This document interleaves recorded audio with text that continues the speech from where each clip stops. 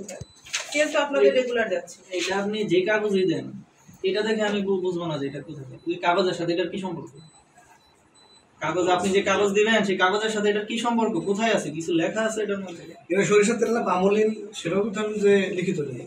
আপনি মেয়াদের জন্য চা পাতা বিক্রির জন্য রাখছেন, আমরা খুঁজে পাইছি 2024 সালে মেয়াদ শেষ। 24 সালে মেয়াদ শেষ, সেটা আপনারা রেখে দিয়েছেন। আপনার অনেকগুলো অপরাধ, এগুলো আমরা একটাও স্কিপ করে যেতে পারছি না। আমরা সবগুলো অপরাধ আমলে নিয়েছি। আর যেহেতু এগুলো খাদ্যদ্রব্য, এগুলো মানুষের স্বাস্থ্যের সাথে জড়িত, ক্যান্সারের জন্য দায়ী।